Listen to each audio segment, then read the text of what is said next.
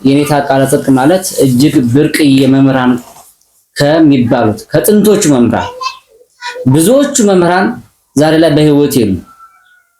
ይሄ አንዱ ለኢትዮጵያ ኦርቶዶክስ ተዋሕዶ ቤተክርስቲያን ትልቁ ኪሳራ ነው እና ከነዛ ውድ ከሚባሉት መካከል እንግዲህ እሳቸው ናቸው እንግዲህ ዛሬ በህይወት ያሉት። ያኔ ሳውቆኝ አንድ ኩታራ አንድ ፈራ ነበርኩ። እዚህ ገባ ማልባል አይነት ልጅ ነበርኩ። ዛሬ ደግሞ እንዴት ዳርዬ ጎጆዬ ሲያዩኝ እንደው ምን ተሰማሁት የኔታዬ? እንግዲህ የሰው ልጅ ብዙ ልደታት አሉት። ሰራ ለነ ሰነተው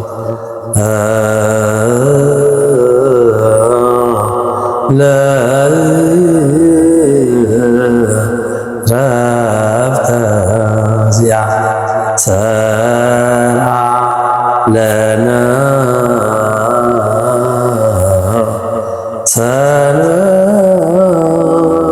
ሰነተው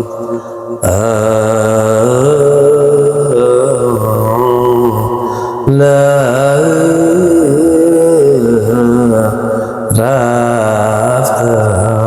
ዚአ አቤት ወዝ አየህ ወዝ ሲያንቆረቆሩ ይሄ ነው የጎንደር ወዝ።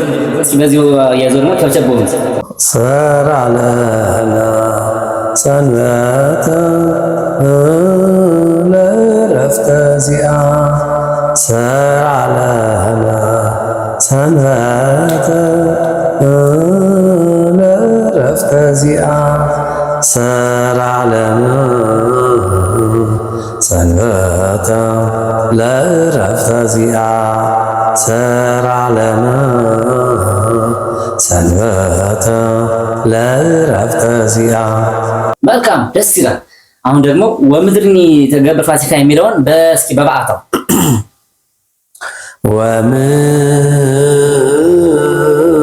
ወምድርኒ ተገብር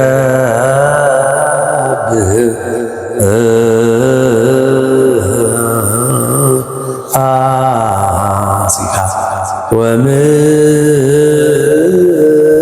ወምድርኒ ተገብር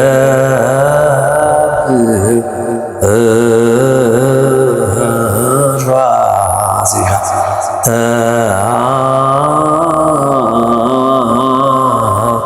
ተአጽባ በደመ ክርስቶስ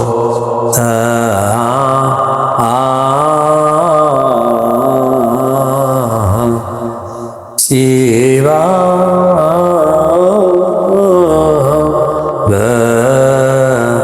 በደመ ክርስቶስ። እጅግ አመሰግናለሁ የኔታ። ዝማሬ መላእክትን ያሰማልን። እንግዲህ የጎንደር ልዩ ወዝ ልዩ አቋቋም ወርሶ ጋር ይታወቃል አለ። እንግዲህ ቤተሰቦች በቤተ ክርስቲያን ትምህርት ውስጥ ማለት ነው የአቋቋም መምህራን ቃለ እግዚአብሔርን በአእምሯቸው ሁሉን ሽምድድ አድርገው የያዙ ከሚባሉት መካከል ደግሞ ከሰሙ የማይረሱ ከሚባሉ ሊቃውንት መካከል አንዱ የኔታ ቃለ ጽድቅ የሚባሉት እሳቸው ናቸው። ቅኔም ካለውት በቃ ደስ ያሉትን ነገር ማለት ይችላል። ለኢትዮጵያ ወላድ ይሄይሳ እመኢ ወለደት ቦኑ ለኢትዮጵያ ወላድ ይሄይሳ እመኢ ወለደት ቦኑ ለኢትዮጵያ ወላድ ውሉዳ እስመ ለመቃብር ኮኑ። እስኪ ሲብራራ ኢትዮጵያ ለኢትዮጵያ ወላድ ይሄይሳ እመኢ ወለደት ቦኑ ወላድ ኢትዮጵያ ባትወልድ ይሻላት ነበረ። የተወለዱት ልጆቿ ሁልጊዜም ለመቃብር ሆነዋልና ማለት ነው። እንግዲህ ይሄ ጊዜውን የምናበስርበት ጊዜውን የምንመለከትበት ወጣቱ አንዳንድ ጊዜው ለሰሙ አንዳንድ ሴት እየወለደች ልጆቿን በሞት ትቀማለች። ማንኛውም ሞት የማንኛውም መንገድ ቢሆንም አንዳንድ የወላድ ሴት እንደዚህ አይነት ያጋጥማታል ማለት ነው።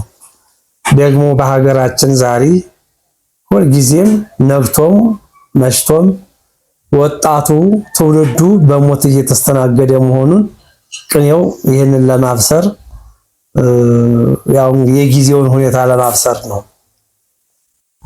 እንዘ ግበበ ምድር ቦሙ ለአቁጽር ወለአይዋፍ ዘቤቱ እንዘ ግበበ ምድር ቦሙ ለአቁጽር ወለአይዋፍ ዘቤቱ ለወለመያው ፍቅር አምጣነ ምጽላል አልወቱ። ይሄ አምላካችን መድኃኒታችን የተናገረው ነው። ለሰማይ ወፎች፣ ለምድር ቀበሮች መጠጊያ ሲኖራቸው የሰው ልጅ ግን ራሱን የሚያስጠጋበት የለውም ብሎ መድኃኒታችን ኢየሱስ ክርስቶስ የተናገረው ቃል ነው።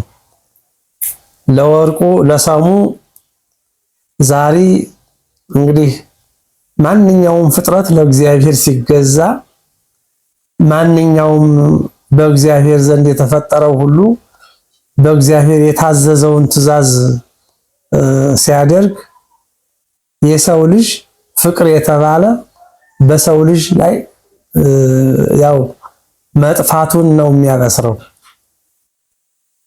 በሰው ልጅ ላይ ፍቅር ጠፍቷል። ሰው በጣም ከፍቷል። መፋቀር፣ መዋደድ፣ አንድነት የጠፋበትን ጊዜ ለማብሰር ነው ቅኔው ይሄን ያለው። እንግዲህ ከሙሉ በጥቂቱ ይሄንን ይመስላል። የኔታ ቃለ ሕይወት ያሰማልን። ለሚያስተውለው ሰው እውነት ነው። ብዙ ፈተና እንግዲህ ሀገራችን ላይ እያየን ነው። ብዙ እልቂትም እያየን ያለው ነውና እሱን በተመለከተ ነው የነገሩን። እንግዲህ ቤተሰቦች እግዚአብሔር ረድቷቸው እግዚአብሔር አግዞን ያገኘናቸውና እንደዚህ ያሉ መምህራን ሲጠፉ በእርግጠኝነት የቤተክርስቲያን ኪሳራዋ እጅግ የጎላና የሰፋ ነው የሚሆነው። ይሄ አባት ይሄ መምህር ማለት እንግዲህ እንደዚህ እንደምታዩቸው ብቻ አይደሉም። ውስጣቸው የያዙት የቃለ እግዚአብሔር አይነት በጣም ይገርማል። ድጓ በጉንጭ ነው፣ ቅኔ በጉንጭ ነው፣ አቋቋም በጉንጭ ነው። መጽሐፍ የሚባል ነገር በህይወት ዘመናቸው አይተው አያውቁም። ወንጌል የሚባል ነገር በመጽሐፍ አይዘረጉም። ባይምሯቸው ሁሉም ነገር የያዙ ድንቅ አባቶች ራሱን የቻለ አንድ ቅርስ ናቸውና ዛሬ ይሄን አባቴ ይሄን መምህሬን የአቋቋም መምህሬን በህይወት ስላገኘኋቸውና ወደ እናንተም ስላቀረብኳቸው እጅግ ደስተኛ ነኝ። ሁኔታ በጣም ደስ ብሎኛል። እስኪ ሌላም አንድ ሚኒት ካለ ዜማ ውስጥ ይበሉና ክርስቶስ ተንሥአ እሙታን በዐቢይ ኃይል ወስልጣን አሰሮ ለሰይጣን አጋዞ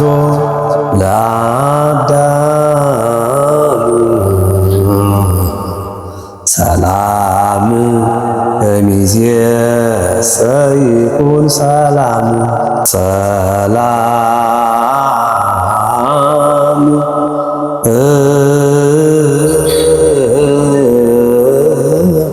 ሰላም ሰላም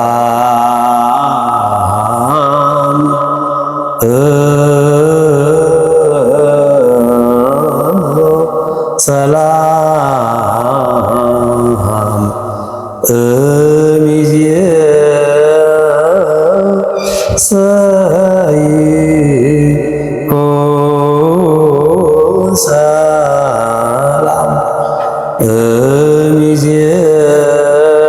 እምይእዜሰ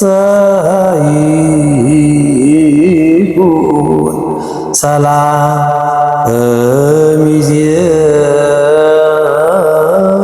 እምይእዜሰ ይኩን ሰላም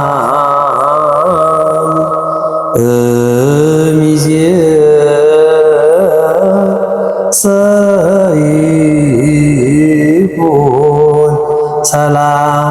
ሰላም ሰላም ሰላም ሰላም እምይእዜሰ ይኩን ሰላም እምይእዜሰ ይኩን ሰላም እምይእዜሰ ይኩን ሰላም እምይእዜሰ ይኩን ሰላም። ዝማሬ መላእክትን ያሰማልን የጌታዬ እጅግ አመሰግናለሁ። መምህሬን ያቋቋም መምህሬን ዛሬ እኔም ሰው ሁኜ ትልቅ ሁኜ ተገኝቼ በዚህ ሰዓት በዚህ ጊዜ በእኔ ቤት ስለተገኙልኝ በጣም ደስ ብሎኛል። እግዚአብሔር የተመሰገነ ይሁን። እርሱን በማግኘቴ በጣም እኔ እድለኛ ነኝ። በቤቴ ብዙ ሰዎችን ኢንተርቪው አድርጌ አውቃለሁ፣ ብዙ ሰዎችን ግን ደግሞ እንደርሶ የሚሆንብኝ የለም። ለምን ካላችሁ ዛሬ ላይ ህይወቴን እንድመራ ቤተክርስቲያን ምን እንደሆነች ለማወቅ የረዱኝ ከትቢያ ያነሱኝ ማለት እችላለሁ። የጥንቱ አባቴ የመጀመሪያው አባቴ እሳቸው ናቸው። የኔታ ቃለ ጽድቅ ይባላሉ። የአቋቋም መምህሬ ማለት ነውና ስለዚህ ለኔ ለየት ይላሉ የኔታ። በጣም አመሰግናለሁ። ክብር ይስጥልኝ። ስለኔ እንደምን ተሰማዎት?